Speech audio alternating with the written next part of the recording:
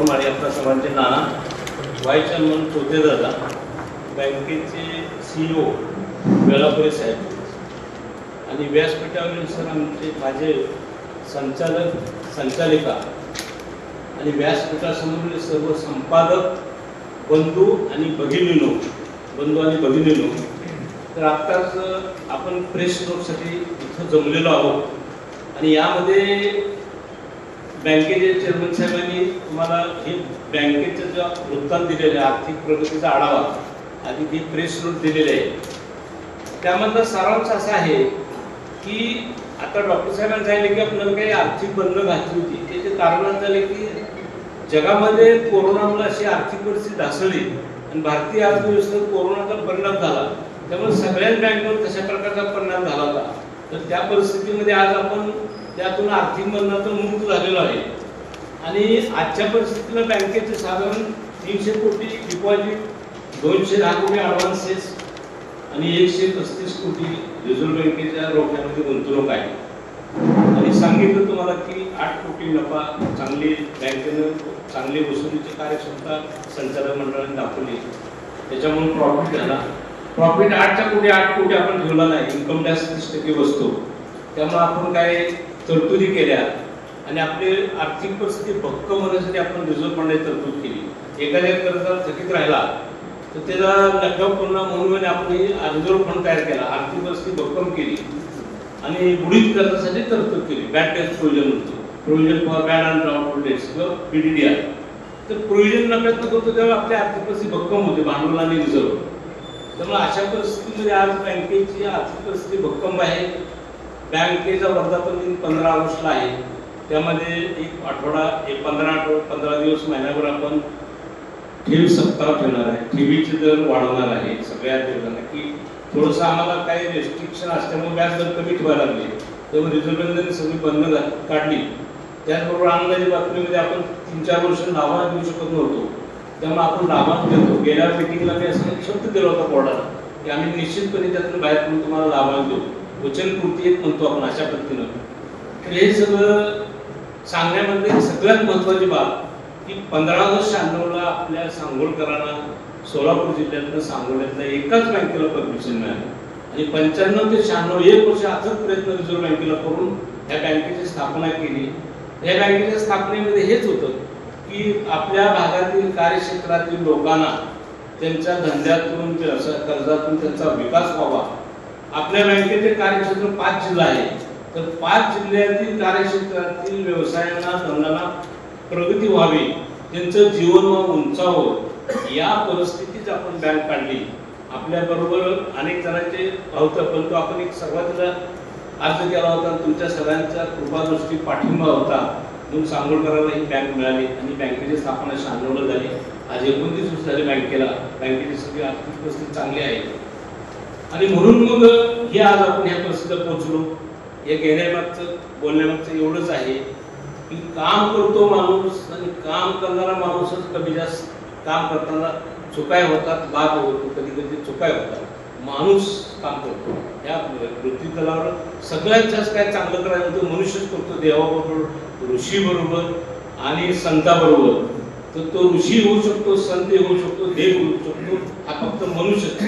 तर या परिस्थितीमध्ये आपण काम चांगल्या करण्याचा प्रयत्न केलाय. तुम्ही एकदा आला, आम्हाला पाठिंबा द्यावा, अजून बँकेच्या विकासाला चालना द्यावी आणि नेहमी तुम्ही या परिस्थितीमध्ये आम्हाला चालना देऊन बँकेच्या प्रगतीला तुमचा मोठा वाटा आहे. जास्तीत जास्त ठळकपणे आमच्या प्रगतीच्या आढावाचा तुम्ही बातम्या द्याव्यात आणि तुमचा विकास म्हणजे आमचा विकास, आमचा विकास म्हणजे तालुक्याचा विकास, जिल्ह्याचा विकास, 5 जिल्ह्याचा विकास, राज्याचा विकास. आणि बँक हे अर्थव्यवस्था सुधारण्याचं काम करते, GDP वाढवण्याचं काम करते. तर या परिस्थितीमध्ये बँकेने तुम्हाला बोलवलं, तुम्ही आला आणि तुम्ही येऊन आमच्या बँकेची शोभा वाढवली, तुम्ही इथं हजर राहिला, त्याबद्दल बँकेच्या वतीने मी तुमचं सर्वांचे मनपूर्वक अंतर्गत आभार मानून बँकेच्या वतीनं बँकेचे अध्यक्ष, उपाध्यक्ष, माळी सर, संचालक मंडळाच्या वतीनं आपण सर्व आला त्याबद्दल पहिल्यांदा आभार व्यक्त करतो. आणि आभार व्यक्त करत असताना एक आठवण करून देतो, पाठीमागे आपण जी पत्रकार बैठक घेतलेली होती तेव्हा तुम्ही असं सांगितलं होतं आम्हाला की वरचीवर आम्हाला बोलवत जावा. आपण केलेली आहे. बँकेची वार्षिक साधारण सभा होण्यापूर्वी आपणाशी सुदगुज साधावं. बँकेच्या गेल्या वर्षामध्ये केलेल्या कामकाजाचे टप्पे आम्ही कोणते गाठलेले आहे ते तुमच्यापर्यंत पोहोचावेत या उद्देशानं आजची पत्रकार परिषदेचं आयोजन केलेलं आहे. मला सांगायला अभिमान आणि आनंद वाटतो की बँकेच्या स्थापनेपासून कधी झालेला नव्हता इतका 8,14,00,000 यांचा वितरण नफा झालेला आहे. आणि सरांनी चेअरमन साहेबांनी सांगितलं की डिव्हिडंड देण्याच्या संदर्भामध्ये बँकेच्या संचालक मंडळानं अगोदर सांगितले जनरल बॉडी आपण आता जी घेऊ त्याच्यानंतर साधारणतः रिझर्व्ह बँकेने आपल्याला मंजुरी दिलेली आहे की 10% आपण डिव्हिडंड देणार आहोत. म्हणजे चालू वर्षामध्ये गेल्या 2 वर्षामध्ये जे आपण डिव्हिडंडचं भूमिका घेतलेली होती की अडचण होती ती अडचण आता संपलेली आहे. आता मी आपल्याला एवढीच विनंती करणार आहे. माळी सरांनी सांगितलं की या जिल्हा बँकेचं कार्यक्षेत्र फक्त अधिकृतपणे पोटनियमाप्रमाणे 4 जिल्ह्याचं आहे, परंतु आपली बँक टायर 2 मध्ये आहे. आता फक्त प्रस्तावच दाखल करायचं आहे. आपल्या बँकेचं कार्यक्षेत्र हे महाराष्ट्र राज्य होणार आहे. महाराष्ट्र राज्यामध्ये आपल्या बँकेचे पुढेही शाखा निघू शकतात. त्यामुळे आपलं कार्यक्षेत्र आता आर्थिक संपत्ती स्थितीप्रमाणे टायर 2 मध्ये असल्यामुळे संपूर्ण महाराष्ट्र राज्य त्याचा आपण अप्रूव्हल घेत आहोत. तेव्हा आपल्या बँकेला आपण सर्वांनी आता गायकवाड साहेबांनी जशी विनंती केली तशी मी आपल्याला विनंती करणार आहे.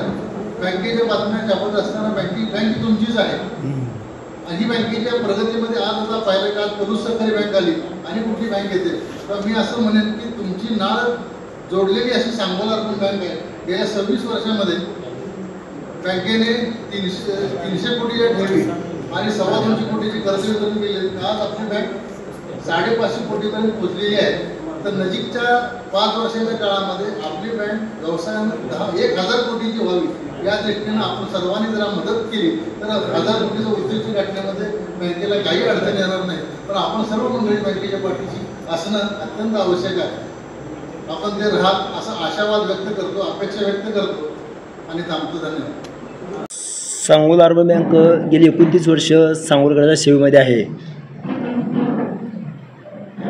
अर्बन बँका दिवसेंदिवस अडचणीत येत आहेत. देश पातळीवर 2,000 संख्या असणारी सध्या आकडा हा 1400 आलेला आहे आणि शासनाचं असं धोरण आहे की तो आकडा 500पर्यंत खाली आणायचा आहे. त्याचं कारण असं की काही बँकामध्ये संचालक मंडळांनी अधिकाऱ्यांनी मिळून काही घोटाळे केले त्यामुळे अर्बन बँका अडचणीत आल्या. सांगोला अर्बन बँक ही राजकारण वरदास्त नसणारी एकमेव बँक आहे ज्यामध्ये लोकांच्या प्रेमावर आपल्या आशीर्वादावर आणि आमच्या प्रयत्नावर ही सध्या बँक चालू आहे.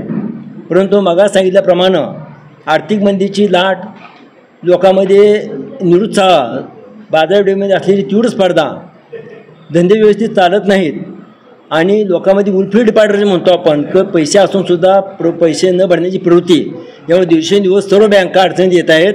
असेच अशा कारणामुळं सांगोला अर्बन बँक आपली गेल्या 2-3 वर्षापासून अडचणीमध्ये होती. रिझर्व्ह बँक काय करते की आम्हाला संधी देते की तुम्ही अडचणीतून बाहेर राहा. लोकांच्या ज्या ठेवी घेतलेल्या आहेत त्या ठेवी आम्ही लोकांना वाटतो आणि कर्ज देतो. त्या वसूल करणं आमचं काम आहे. आपणाला सर्वांच्या माहितीसाठी सांगतो की जेव्हा आम्ही लोकांच्या ठेवी देतो त्या ठेवी परत करण्यासाठी आम्ही वचनबद्ध आहोत आणि आमच्या सर्वांच्या उतार्यावर जवळजवळ बोजे चढले आहेत. त्यामुळं जरा उद्या बँक अडचणीत आली तर आम्हाला आमचे प्रॉपर्टी विकून तुम्हाला ठेवी परत देण्याचा आम्हाला आदेश आहे. त्यामुळे वसुली हा आमचा महत्त्वाचा भाग आहे. दिलेलं कर्ज वेळेत आणि वेळेत वसूल करणं मुतीत वसूल करणं हे आमचं काम आहे. बरं जेव्हा असं होतं की जेव्हा कर्ज थकबाकीमध्ये जातं प्रत्येक महिन्याला हप्ता भरणं अनिवार्य असतं परंतु 3 हप्त्यामध्ये गेलं की कर्ज NPAमध्ये जातं आणि RBI सांगते की तुम्ही कारवाई चालू करा. बरं जेव्हा असं होतं एखादी नोटीस दिली की त्यानंतर लोकांना वाईट वाटतं की आम्हाला नोटीस आली इतका मोठा माणूस आम्ही आणि 2-3 नोटीस गेल्यानंतर 101 दाखल होतं. 100 म्हणजे कायदेशीर कारवाई चालू होती. कायदेशीर कारवाई सुरू झाल्यानंतर 100 दाखला मिळाली की त्यांची बँक अटॅचमेंट होती, खाती लॉक होतात, कर्जदाराची आणि जामीनदाराची प्रॉपर्टी बोजा चढला जातो आणि त्याच्या तारखा पडतात. तरीसुद्धा रिझर्व्ह बँकाने आम्हाला सहकार खातं त्यांनासुद्धा संधी देतं 1-2-3 तारखा देतो तुम्ही वेळेत पैसे भरा. बोजा निलाव काढून बोजा तुमचं प्रॉपर्टी विकून तुम्ही बेघर होणे हा शासनाचा रिझर्व्ह बँकेचा आमचाही उद्देश असतो. परंतु बऱ्याच वेळा ह्या गोष्टी घडत नाहीत आणि ज्यावेळेला अशा कारवाई आम्ही चालू करतो त्यावेळेला कर्जदारांनी जामीनदार नाराज होतात आणि त्या आदेशापोटी काही जण रागाला जातात आणि अशा पोटी त्यांना मग थोडंसं आमच्या उलट कारवाई केली जाते.